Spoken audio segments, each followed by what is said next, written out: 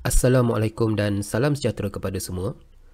Dalam video ini, kita nak belajar sifat kimia alkena. Alkena ialah hidrokarbon tak tepu kerana mempunyai ikatan kovalen ganda 2 antara atom-atom karbon. Alkena adalah lebih reaktif secara kimia daripada alkana kerana ikatan karbon ganda 2 adalah lebih reaktif daripada ikatan tunggal. Oleh itu, kebanyakan tindak balas alkena berlaku pada ikatan karbon ganda 2. Terdapat 3 jenis tindak balas kimia yang melibatkan alkena. Yang pertama, tindak balas pembakaran. Yang kedua, tindak balas penambahan. Dan yang ketiga, tindak balas pempolimeran penambahan. Okay, kalau kita imbas kembali, terdapat 2 tindak balas kimia dalam alkana, iaitu tindak balas pembakaran dan juga tindak balas penukar gantian. Baik, kita nak lihat tindak balas yang pertama, iaitu tindak balas pembakaran. Tindak balas ini sama seperti tindak balas pembakaran alkana. Kita ada tindak balas pembakaran lengkap. Apabila gas oksigen berlebihan, alkena terbakar dengan lengkap untuk menghasilkan gas karbon dioksida dan juga air. Sebagai contoh, gas etena terbakar dalam oksigen berlebihan untuk menghasilkan gas karbon dioksida dan juga air. Apabila oksigen berlebihan, tindak balas pembakaran lengkap boleh berlaku untuk menghasilkan gas karbon dioksida dan juga air. Baik, untuk seimbangkan persamaan kimia ini, langkah pertama kita akan seimbangkan karbon dahulu. Jadi di kiri karbon ada 2, di kanan karbon ada 1. Jadi kita letak 2 di sini. Kemudian kita seimbangkan hidrogen. Di kiri ada 4, di kanan ada 2. Jadi kita letak 2 di sini. Dan yang terakhir kita seimbangkan oksigen. Di kiri ada 2, di kanan ada 6. Jadi kita letak 3 di sini. Maka inilah dia persamaan seimbang bagi pembakaran gas etena dalam kehadiran oksigen yang berlebihan. Baik, kita nak lihat pula tindak balas pembakaran tidak lengkap. Apabila gas oksigen tidak mencukupi, alkena terbakar dengan tidak lengkap untuk menghasilkan karbon dan air atau gas karbon monoksida dan air. Sebagai contoh, gas etena terbakar dalam oksigen terhad untuk menghasilkan karbon dan air. Kita seimbangkan persamaan ini. Di kiri karbon ada 2, di kanan karbon ada 1. Kita letak 2 di sini. Kemudian, di kiri hidrogen ada 4, di kanan hidrogen ada 2. Kita letak 2 di sini. Oksigen di kiri ada 2, di kanan ada 2. Jadi persamaan ini telah pun seimbang. Karbon di sini adalah jelaga. Okey, atau gas etena dia terbakar dalam oksigen terhad untuk menghasilkan gas karbon monoksida dan air.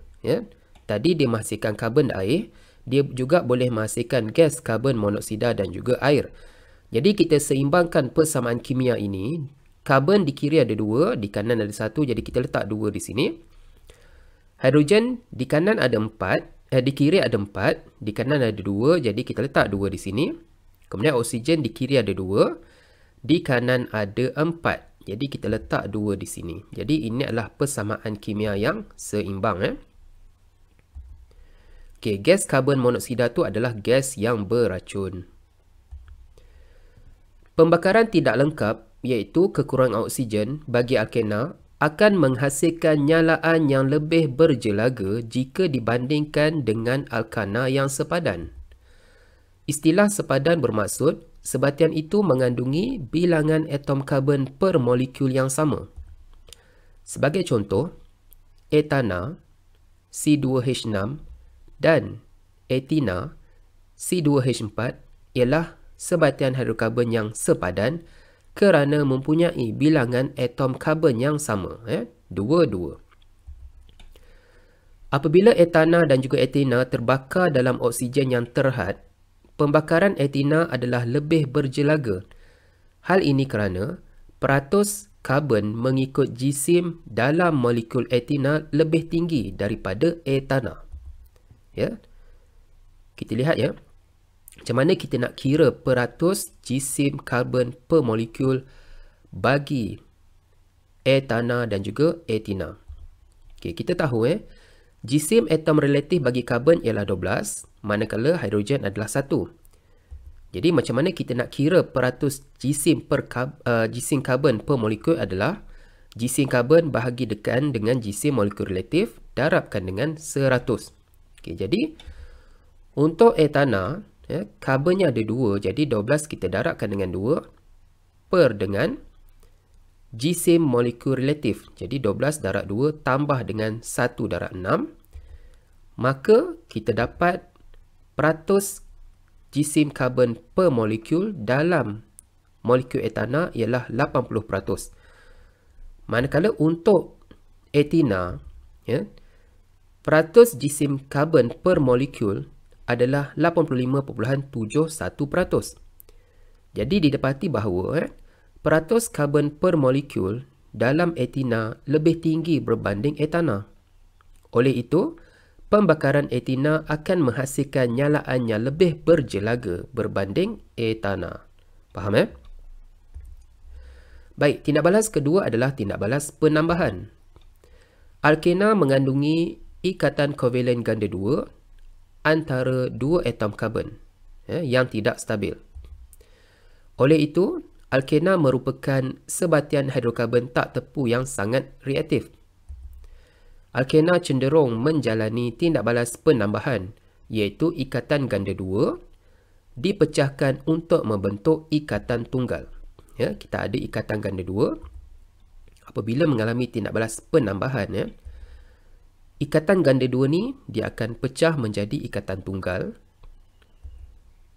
Atom ini, atom X ni dia akan membentuk ikatan kovalen dengan salah satu atom karbon yang ada dalam sebatian ini. Begitu juga dengan atom Y ini. Dia akan membentuk ikatan kovalen dengan sebatian ini. Jadi, ini adalah sebatian tak tepu kerana ikatan kovalen ganda 2, manakala ini adalah sebatian tepu, iaitu ikatan kovalen tunggal. Jadi, melalui tindak balas penambahan, sebatian tepu akan ditukarkan kepada sebatian tak tepu akan ditukarkan kepada sebatian tepu. Okey. Tindak balas penambahan berlaku apabila atom lain ditambah pada setiap atom karbon pada ikatan ganda 2 untuk membentuk hasil ikatan kovalen tunggal. Baik. Terdapat 5 jenis tindak balas penambahan yang berlaku pada alkena. Yang pertama, tindak balas penambahan hidrogen, juga dikenali sebagai penghidrogenan. Yang kedua, tindak balas penambahan halogen, iaitu penghalogenan. Yang ketiga, tindak balas penambahan hidrogen halida. Yang keempat, tindak balas penambahan air ataupun penghidratan. Dan yang kelima, tindak balas pengoksidaan menggunakan larutan kalium manganat 7 berasid. Baik, kita nak lihat tindak balas penambahan yang pertama, iaitu penambahan hidrogen ataupun penghidrogenan. Kita tambah gas hidrogen. Alkena bertindak balas dengan hidrogen pada suhu 180 darjah Celsius dengan kehadiran nikel ataupun platinum sebagai mangkin untuk menghasilkan alkana yang sepadan. Alkena dia boleh bertindak balas dengan hidrogen. Syaratnya pada suhu 180 darjah Celsius dan mesti ada mangkin sama ada nikel ataupun platinum. Jadi dia akan bertukar menjadi alkana. Ini adalah persamaan umum dia. Sebagai contoh, gas etina bertindak balas dengan gas hidrogen dengan kehadiran mangkin nikel pada suhu 180 darjah Celsius untuk menghasilkan gas etana. Persamaan kimia, kita ada gas etina. Kita boleh tindak balaskan dengan gas hidrogen. Formula strukturnya ini adalah formula struktur gas hidrogen. Apabila kita jalankan tindak balas ini pada suhu 180 darjah Celsius dan kita campurkan dengan mangkin nikel, apa yang berlaku ialah ikatan kovalen ganda 2 ni dia akan putus. Dia akan membentuk ikatan tunggal. Atom hidrogen dalam gas hidrogen ini, dia akan membentuk ikatan dengan salah satu daripada daripada karbon ini. Jadi dia akan membentuk ikatan kovalen di sini dan juga di sini. Maka dia akan dapat satu sebatian alkana yang sepadan. Okey. Dengan syarat mesti pada suhu 180 darjah Celsius dan kehadiran mangkin nikel.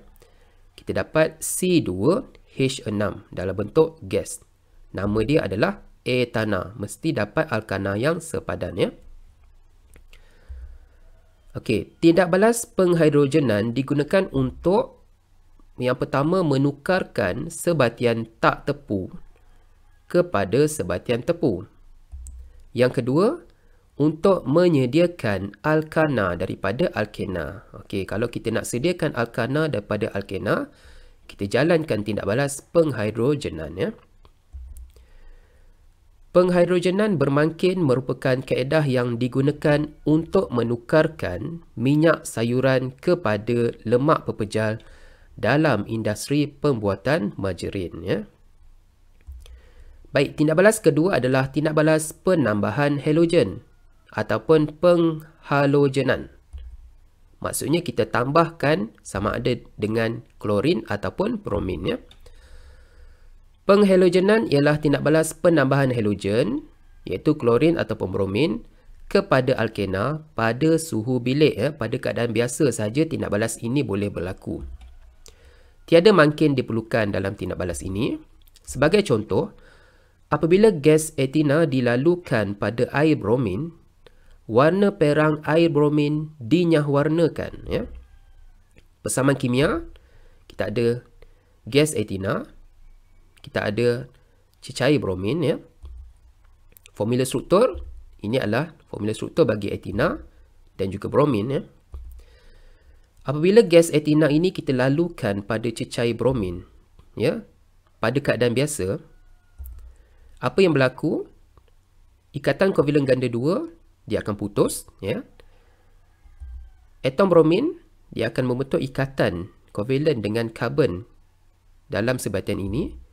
Dia akan membentuk sebatian baru, iaitu C2H4Br2 dalam bentuk cecair. Jadi apakah nama sebatian ini? Nama sebatian ini adalah 1,2-dibromoetana. Okey, kenapa 1,2? Sebab kalau kita labelkan nombor 1 dan nombor 2, atom bromin ini terletak pada karbon yang pertama dan atom bromin ini terletak pada karbon yang kedua. Jadi untuk penamaan IUPAC, kita perlu nyatakan kedudukan atom bromin ini. Jadi sebab itulah nama dia 1,2. Kenapa di? Sebab ada 2 bromin. Di maksudnya 2, dibromoetana. Jadi nama dia adalah 1,2-dibromoetana.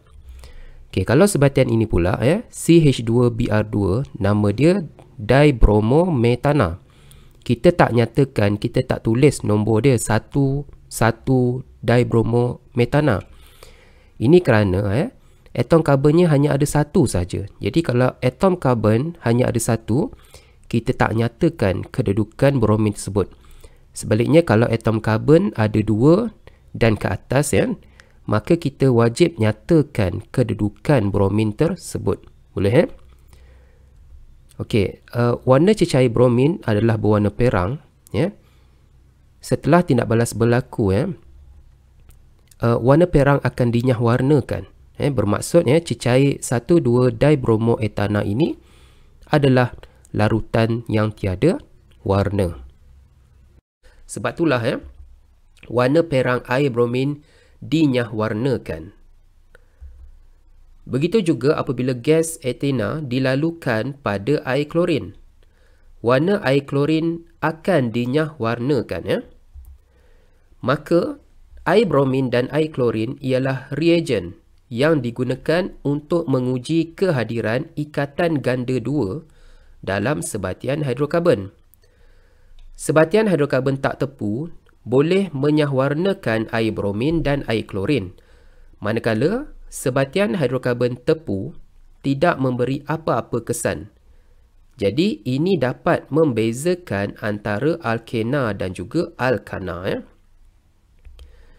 Baik, apabila kita alkena kita tindak balaskan dengan air bromin, tindak balas ini juga dikenali sebagai tindak balas pembrominan.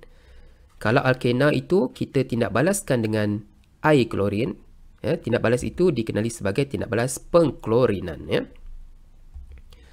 Baik, tindak balas ketiga adalah penambahan hidrogen halida, iaitu kita tambah sama ada HCl ataupun HBr.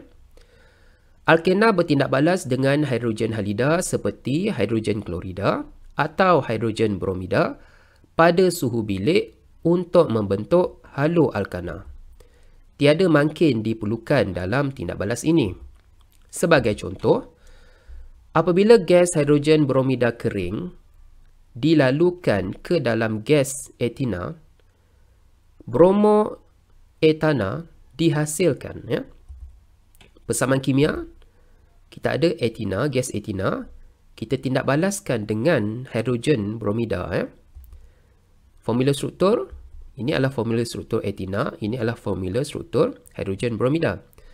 Tindak balas ini berlaku pada keadaan biasa, iaitu pada suhu bilik. Apa yang berlaku seperti biasa, ikatan kovalen ganda 2 ini dia akan putus. Kemudian hidrogen di sini dia akan membentuk ikatan kovalen dengan karbon di sini. Begitu juga dengan bromin ini dia akan membentuk ikatan kovalen dengan karbon di sini. Dia akan mendapat sebatian yang baru, iaitu C2H5Br dalam bentuk cecair. Jadi apakah nama sebatian ini? Namanya adalah bromoetana. Okey, kita tak letak satu. Sebab apa? Sebab kalau kita letak satu, contoh satu bromoetana. Kalau bromin ni kita pindah ke sini, dia jadi satu juga kan? Jadi tiada perbezaan. Kalau tiada perbezaan nama, kita letak saja bromoetana. Baik, tindak balas keempat ialah tindak balas penambahan air, iaitu penghidratan. Kita tambah air. Penghidratan bermaksud penambahan air pada alkena. Alkena tidak bertindak balas dengan air pada keadaan biasa. Maksudnya, pada suhu bilik tindak balas ini tidak berlaku.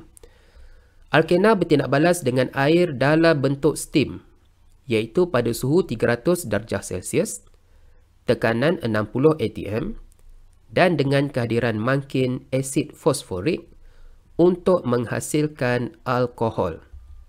Sebagai contoh, gas etina mengalami tindak balas penghidratan dengan steam pada suhu 300 darjah Celsius, tekanan 60 atm, dan dengan kehadiran mangkin asid fosforik untuk menghasilkan etanol.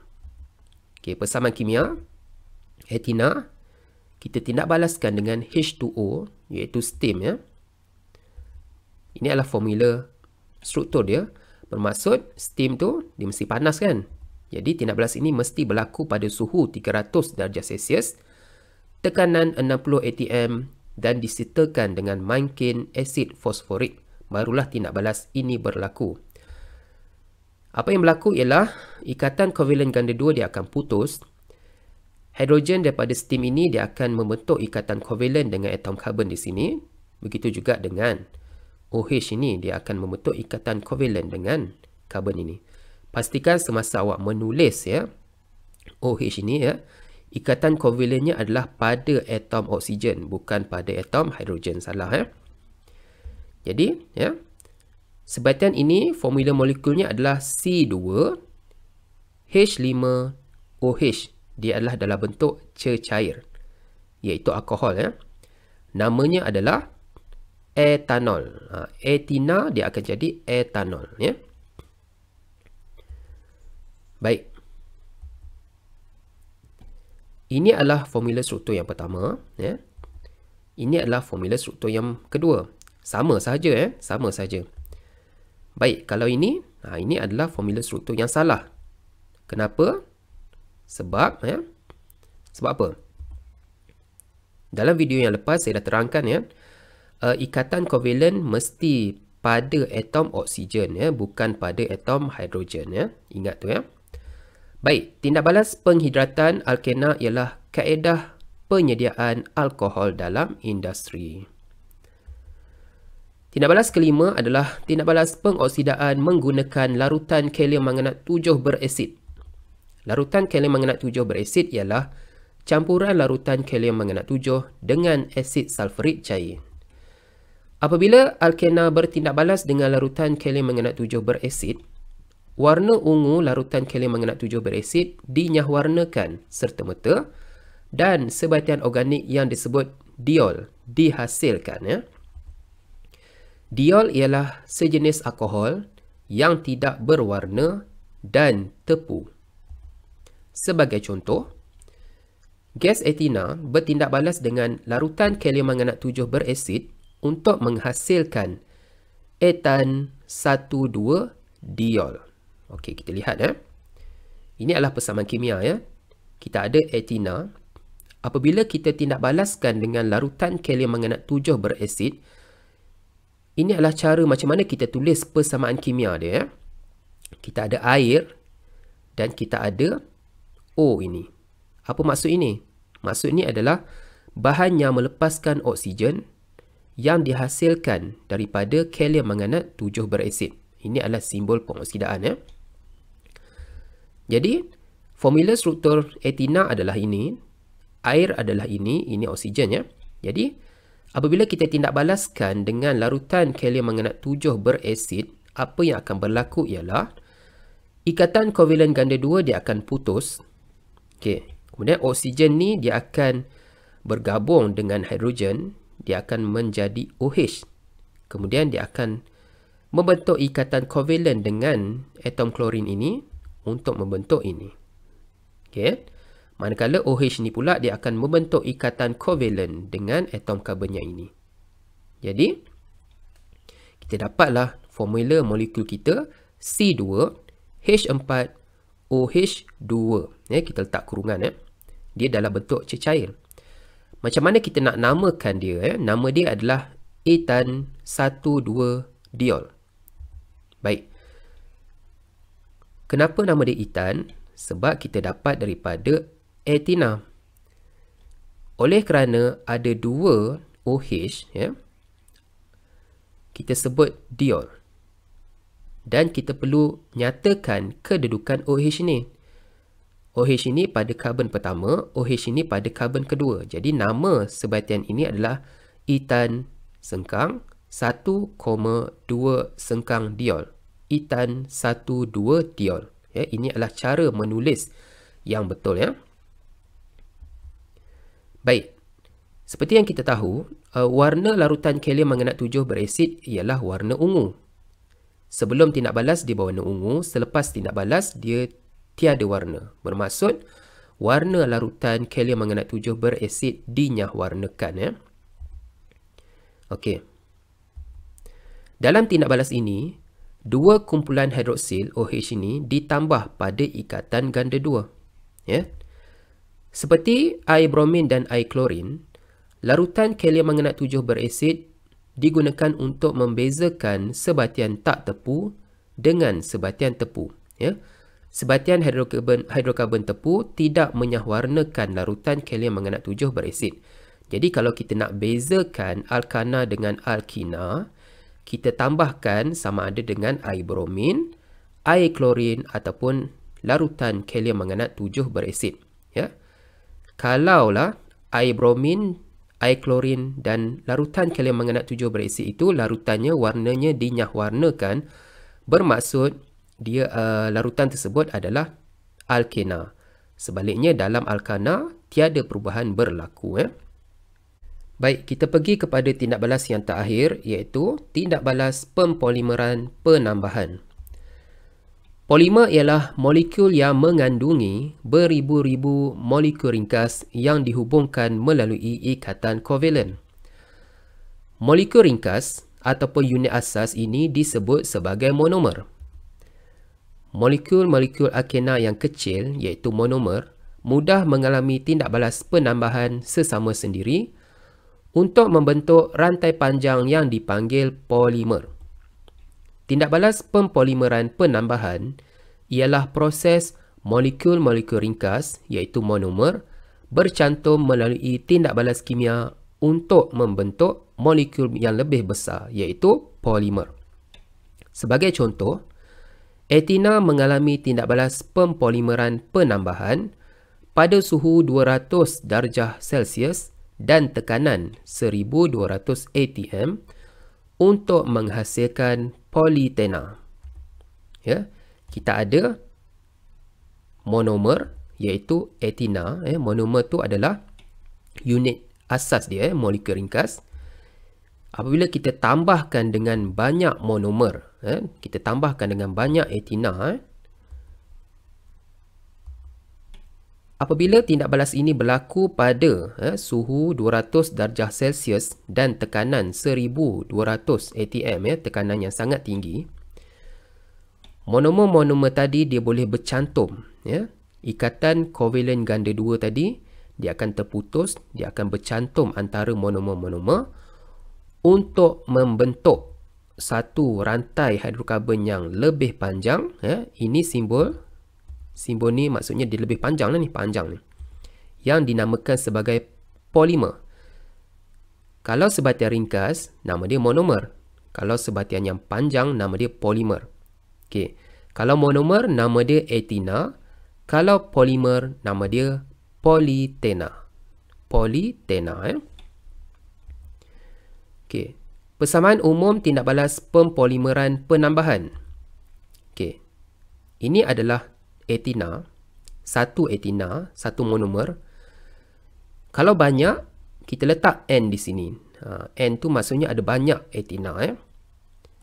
Kemudian, kita jalankan tindak balas pada suhu 200 darjah Celsius dan tekanan yang tinggi, 1200 atm.